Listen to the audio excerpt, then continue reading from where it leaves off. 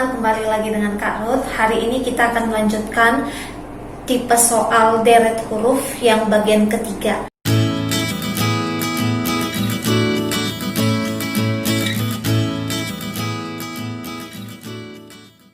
Nah, untuk bagian ketiga ini ya, modelnya berbeda dengan pertemuan kita sebelumnya, di mana soal nomor 5 seperti ini teman-teman.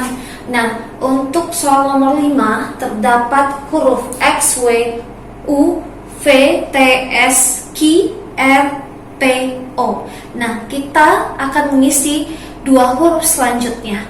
Nah, untuk mengerjakan soal seperti ini, pertemuan sebelumnya sudah kita bahas, di mana terlebih dahulu kita tentukan polanya seperti pola pada deret angka. Nah, jadi untuk mengubah deret huruf menjadi pola deret angka, maka kita sesuaikan dengan posisi abjadnya. Posisi abjadnya dalam arti, kalau misalkan posisi pertama untuk abjad seperti kita ketahui adalah huruf A, begitu ya. Nah, jadi di sini Kak Ruth sudah menuliskan untuk posisi abjadnya ya, sesuai dengan deretan 1 sampai 10, 11 sampai 20 dan 21 sampai 26. Supaya apa? Supaya mempermudah kita nanti dalam menghitung posisi dari setiap abjad yang diberikan, begitu ya teman-teman. Nah, untuk itu kita perhatikan dulu yang sudah Kak Ruth tuliskan. Nah, kalau dari posisi 1 sampai 10 adalah abjad A sampai J. Kalau untuk 11 sampai 20 abjad K sampai T. Kalau untuk 21 sampai 26 adalah abjad U sampai Z. Nah, jadi lebih mudah bukan teman-teman? Pastinya ya.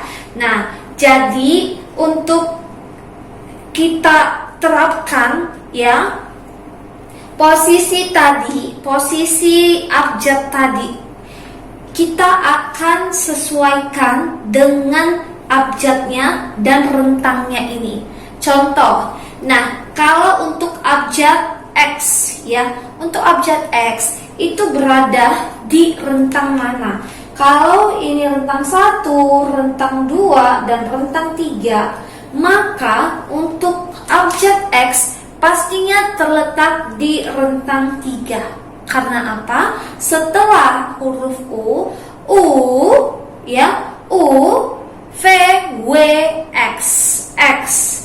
X di sini adalah urutan keempat, tapi urutan keempat di rentang ketiga, ya. Maka itu sama saja dengan posisi 24. Seperti itu ya teman-teman ya. Nah, begitu juga untuk abjad selanjutnya, di mana adalah abjad W terletak di rentang ketiga juga. U, V, W. Urutan ketiga berarti 23, begitu ya. Untuk abjad U 21, V, UV ya 22, T kalau kita lihat di sini dari rentang Kak Ruth yang ada di sini ya, itu terletak pada rentang kedua ya, di mana karena rentang kedua adalah diakhiri oleh abjad T, maka semakin mudah bukan teman-teman? Pasti ya, semakin mudah. Nah, jadi tujuan untuk tipe soal seperti ini adalah kita harus mencari cara lebih efisien lagi agar mempersingkat waktu kita dalam mengerjakannya ya. Nah, jadi urutan posisi untuk abjad T adalah 20. Nih, 20 ya teman-teman. Nah, begitu juga untuk abjad S. Seperti kita ketahui bahwa abjad S itu sebelum T, maka sebelum tadi angka 20 adalah 19, begitu ya. Nah, untuk abjad Q itu berada di rentang kedua. Kenapa? Karena K, L, M, N, O, P, Q. Iya, Q ya, urutan ke-7. Urutan ke-7, namun di sini di rentang kedua, berarti adalah angka 17. Gitu ya teman-teman ya, 17. belas. Begitu juga untuk R. R itu berarti sebelum S ya, sebelum S dan setelah Q ya. K L M N O P Q R ya, 18 nih teman-teman ya. Untuk P, kalau P, abjad P tetap berada di rentang kedua ya. K L M N O P urutan ke-6, berarti artinya 16, begitu ya. Oke, untuk yang terakhir adalah abjad O. Abjad O berarti masih di rentang kedua, yaitu K L M N O kelima, berarti artinya 15, begitu ya. Nah, kalau sudah kita dapatkan adalah pola angkanya dari semua abjad yang telah disediakan ya, yang diberikan, maka kita lihat dulu setiap angka-angkanya atau setiap posisi abjadnya. Nah, untuk yang pertama nih teman-teman, 24, 23, berarti terjadi penurunan nilainya ya. Nah, kalau di sini kita tandai dulu untuk 2 abjad ya, ada penurunan. Nah, sedangkan untuk dari 23 dia menjadi 21 memang terjadi penurunan, tetapi apakah ada hubungannya dengan posisi keempatnya gitu ya. Nah, kalau kita perhatikan di sini teman-teman, lebih ada lagi hubungannya antara 21 dan 22. Kenapa? Karena di sini ada peningkatan nilai.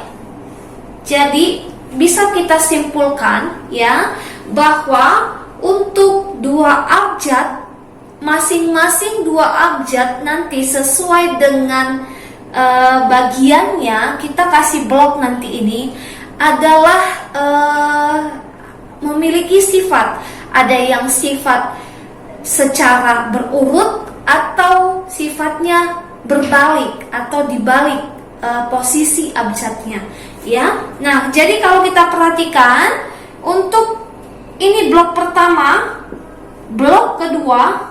Nah, begitu juga kalau yang ini untuk 20 dan 19 kita tulis blok ketiga ya. Nah, blok ketiga dan juga di sini nanti adalah blok keempat ya. Untuk urutan abjad 17 dan 18, dan yang blok kelima adalah 16 dan 15. Begitu, ada 5 blok. Nah, jadi kita perhatikan masing-masing kotaknya yang Kak Ruth gambar ini ya. Masing-masing kotaknya kita perhatikan hubungannya apa sih gitu ya.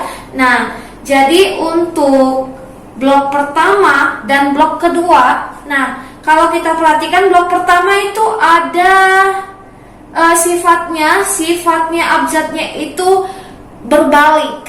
Artinya seharusnya posisi abjadnya itu 23, 24. Namun di sini adalah 24 dan 23. Berarti abjadnya berbalik ya, berbalik posisi. Sedangkan yang untuk blok kedua mengikuti angka secara beruntun ya, dimana angka 21 setelah 21 22 seperti itu ya. Nah, jadi dapat kita simpulkan bahwa blok 1, blok 3 dan blok 5 adalah berbalik ya. Sedangkan blok 2, blok 4 adalah berurut ya. Nah, jadi untuk kotak yang kosong berarti itu sudah pasti adalah blok 6. Begitu ya teman-teman ya. Blok 6, dimana tadi blok yang ganjil adalah berbalik posisi abjadnya, sedangkan blok yang genap ya adalah urut. Nah, karena yang dicari adalah blok genap, maka untuk abjadnya nanti adalah untuk urutannya sesuai dengan abjadnya, ya, berurut. Nah, berurut. Nah, kalau begitu berurut berarti kita harus lihat dulu nih teman-teman. Dilihat dulu dalam arti berarti kalau dia di sini untuk selanjutnya 24, 23, 21, 22 ya, 20, 19, 17, 18, 16, 15. Nah, untuk angka selanjutnya itu kita tidak pakai angka secara berulang, namun untuk angka yang lain ya. Jadi kalau seperti ini semua dipakai nih.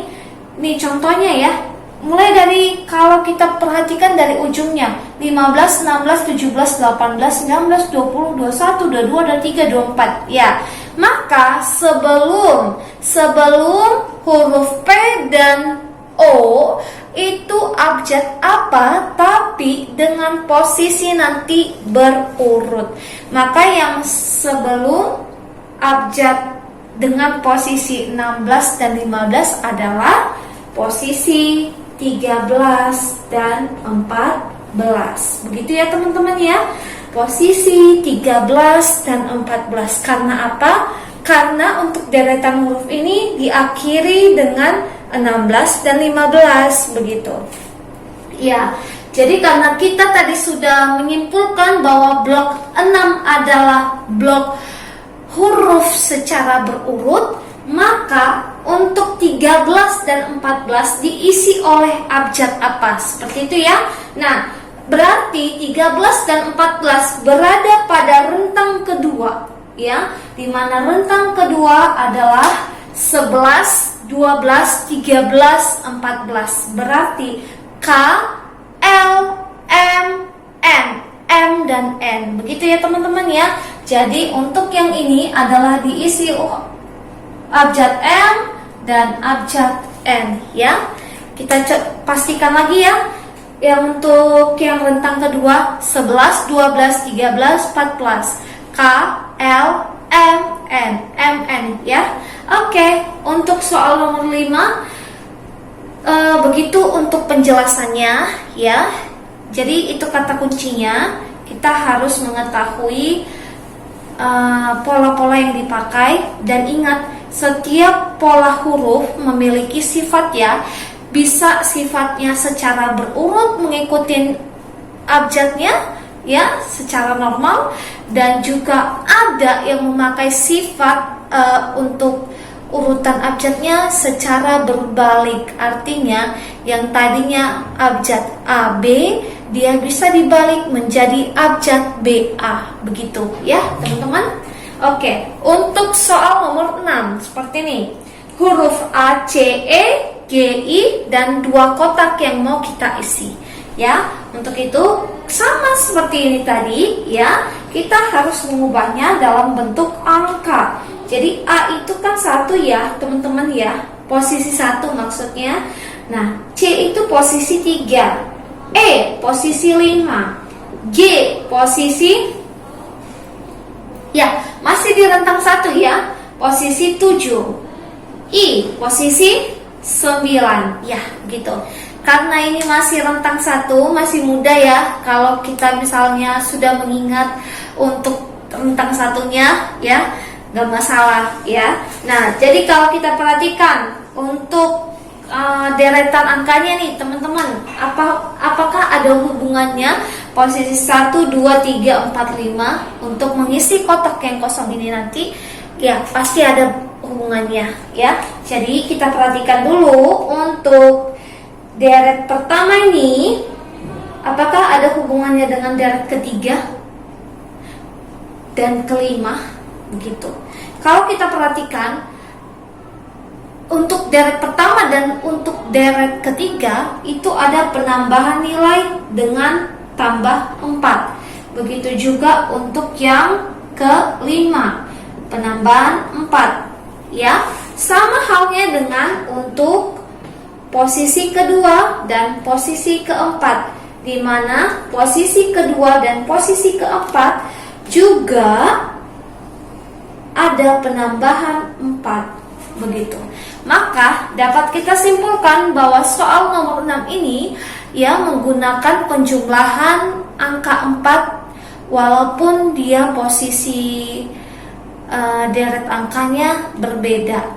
Karena tadi kita pasangkan untuk urutan bilangan ganjil itu juga dengan urutan bilangan genapnya ya sama-sama ditambah 4. Nah, untuk itu teman-teman, kita tentukan lagi nih.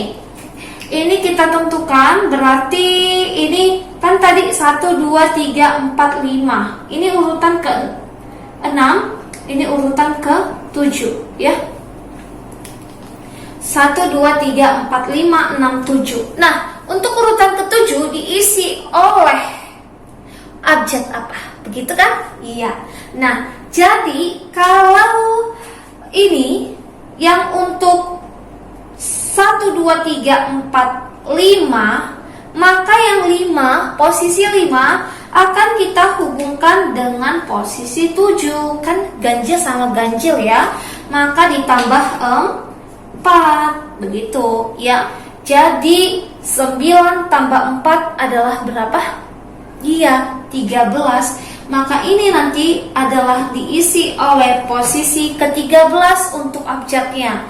Dan yang ini adalah urutan genap.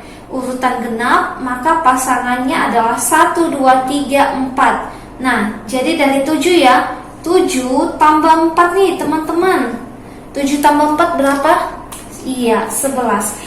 Jadi nanti untuk kotak pertama yang kosong adalah abjad ke-11 itu diisi oleh abjad apa? Dan abjad yang ke-13 itu diisi oleh abjad apa? Nah, kalau kita perhatikan untuk rentang kedua abjad 11 adalah abjad K ya, abjad K.